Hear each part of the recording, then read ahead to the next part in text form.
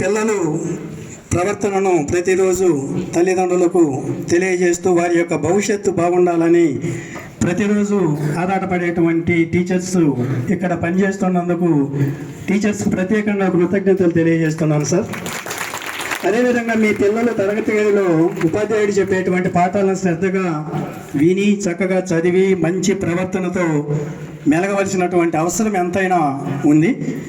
పిల్లలు క్లాసులో ఏమన్నా డిస్టర్బెన్స్ చేస్తున్నారా, లేకపోతే ఏమన్నా డిసిప్లైన్లో ఏమన్నా లోపం ఉందా, ఇలాంటి విషయాలను కూడా మీరు స్కూల్కి వచ్చి ప్రత్యక్షంగా క్లాస్ టీచర్ ద్వారా సబ్జెక్ట్ టీచర్స్ ద్వారా తెలుసుకుంటే మీ పిల్లల్లో ఏమైనా సరి చేసుకోవలసినటువంటి అవసరాలు ఉన్నట్లయితే సరి చేసుకోవడానికి మీకు ఉపయోగపడుతుంది.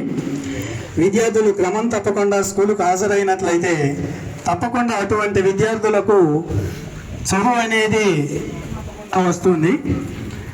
హాజరు కానటువంటి ఇర్రెగ్యులర్ స్టూడెంట్స్ ఎవరైతే ఉంటారంటే 2 రోజులు బడికి వచ్చి 3 రోజులు బడికి కొడితే వాళ్ళకి చదువు కంటిన్యూషన్ అనేది ఉండదు, కాబట్టి చదువులో వెనకబడటం అనేది జరుగుతుంది.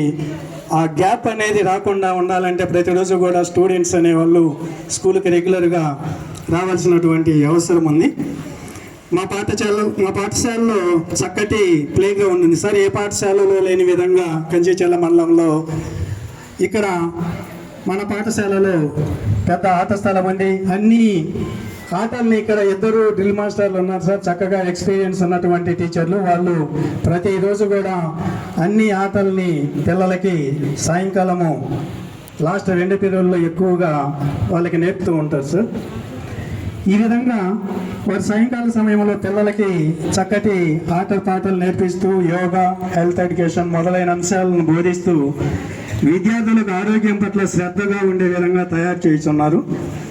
మా పాఠశాలలో ప్రభుత్వ సహాయ సహకారంతో సర్వేపల్లి రాధాకృష్ణ విద్యామిత్ర అనే పథకం ద్వారా విద్యార్థులకు uniform, text books, notebooks, belt మొదలైన వాటిని రాష్ట్ర ప్రభుత్వం వారి సహాయ సహకారంతో కల్పిస్తున్నందుకు రాష్ట్ర ప్రభుత్వానికి ధన్యవాదాలు తెలియజేస్తున్నాం సార్, కృతజ్ఞతలు తెలియజేస్తూ ఉన్నాం.